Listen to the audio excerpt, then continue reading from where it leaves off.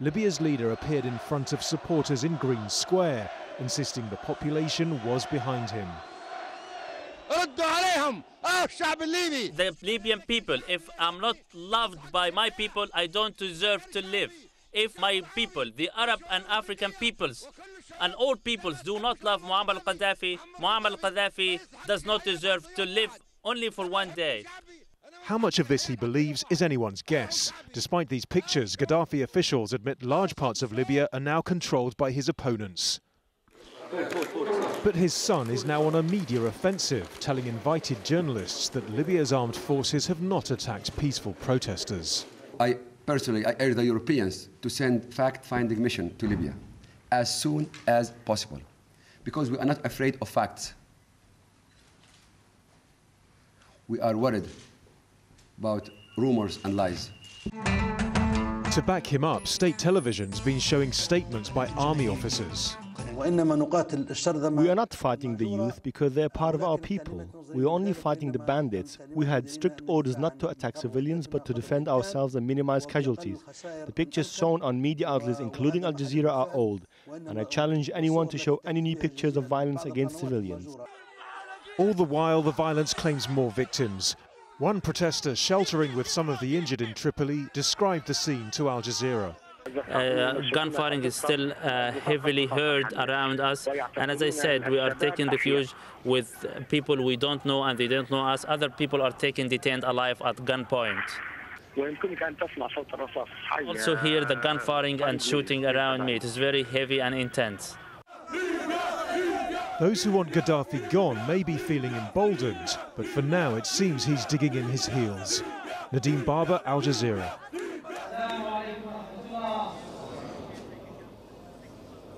As soon as the Friday prayer ended, the banners were pulled out and the protest began. On the grounds of the mosque where several companions of the Prophet Muhammad are believed to be buried. And now they have been joined by 11 victims who died on February 17th, the fallen of this uprising. It's in their name that the demonstrations are continuing. The people want the fall of the regime, the same slogan that swept Tunisia and Egypt, now echoed across eastern Libya. And the same demands: basic rights, freedom and dignity. The pressure continuing to end 40 years of authoritarian rule by a leader they don't seem to be afraid of anymore. They can count on strong support from the army. Here, local commanders announcing that they are on the side of this popular revolt. The Libyan leader has more than once depicted protesters as drug addicts or supporters of Al-Qaeda. Gaddafi named Abdel Hakim al-Hassadi as the local leader of the group. In an exclusive interview to Al Jazeera, he denies these allegations. When the uprising started and I saw there was an opportunity to change the regime, I decided to join. We have no further aim of establishing an Islamic emirate or anything else, but this is an excuse to scare people off. In a separate demonstration, women are making their voices heard as well. They want a free Libya where their husbands, sons and fathers are safe. Today, Libya is free. Today, Libya is free and for all. I told him just one word: don't go out. Stay. We're gonna bring you and kill you as you killed our people. But there's no comeback. No comeback. Thank you. For many protesters, this is the first time they dare to speak up. But it's certainly not the last one, for the sake of future generations.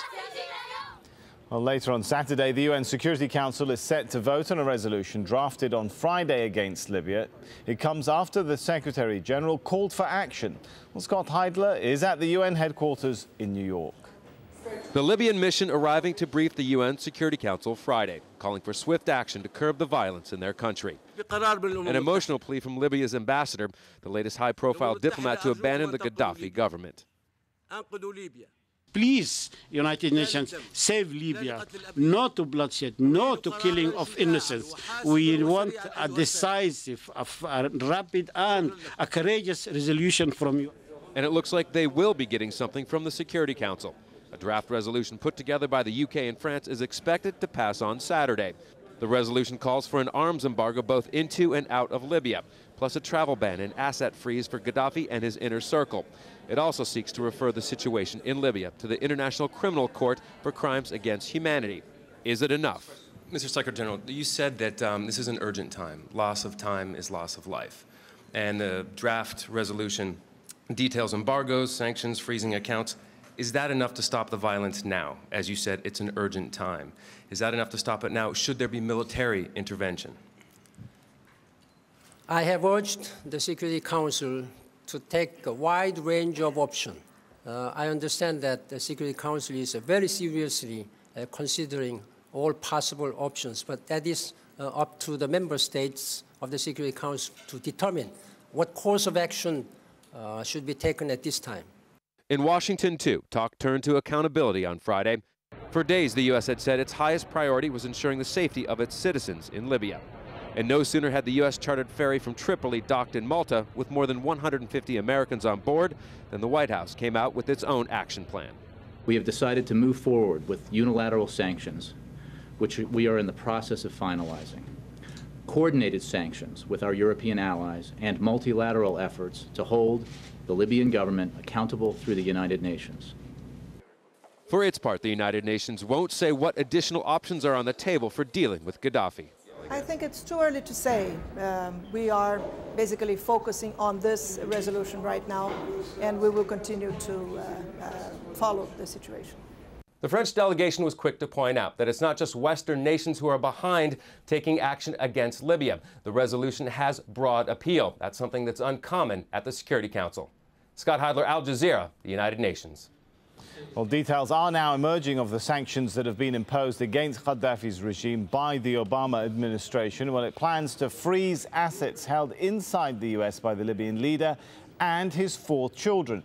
All American banks have been put on notice for a sudden movement of funds from Libya, and all U.S. military assistance to the North African country will now be cut off. Well, joining me now in our Doha studio is Yusuf Bouandel. He's a professor of international relations at Qatar University. Once again, thanks for coming in. Let's look at the different signals that are coming out. We've heard Gaddafi speak on the one hand about turning Libya red with fire. Saif, his son, on the other hand, talking about negotiations with what he's calling, I guess, terrorists in Misrata and Zawiya. How do you read these different signals here? Well, I think there is now a shift between the father and son. Obviously, Colonel Gaddafi is not going to relinquish office without a fight, and I would expect him to go all the way.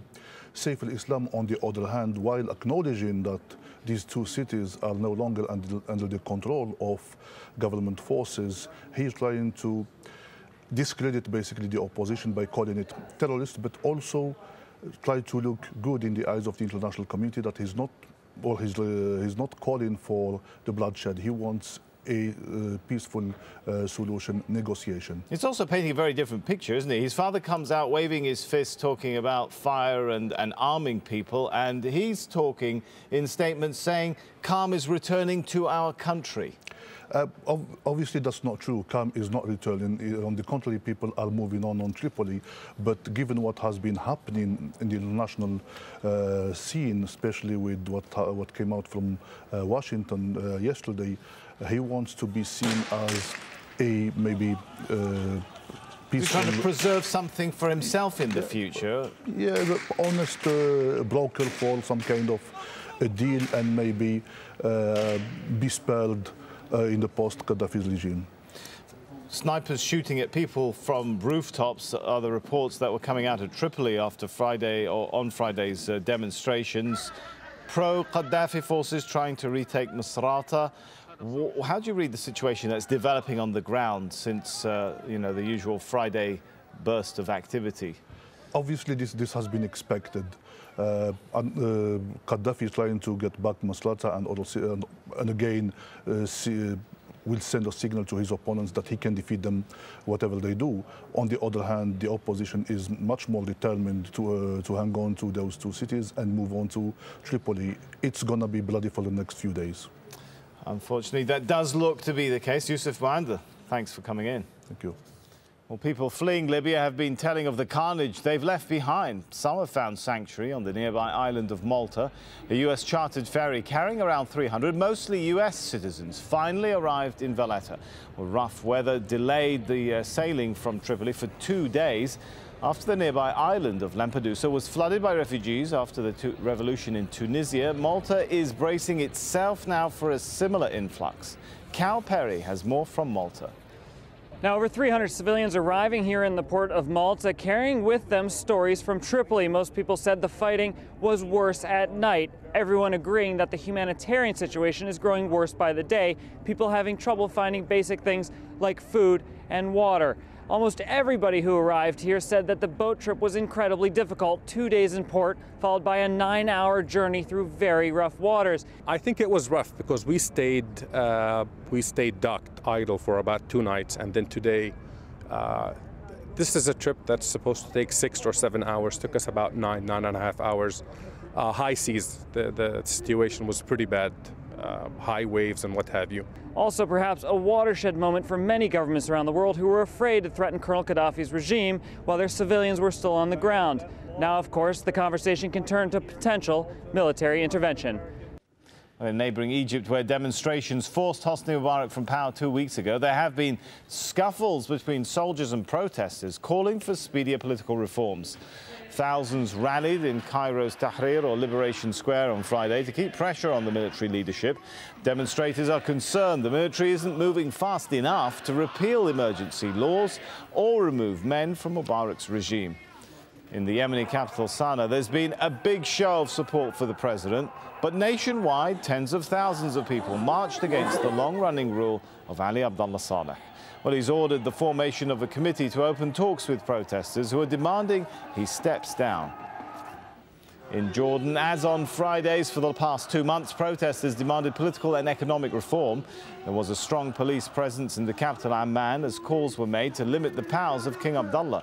The leader of Jordan's largest opposition group, Hamza Mansour, says people's patience is running out because of the government's slow moves towards reform.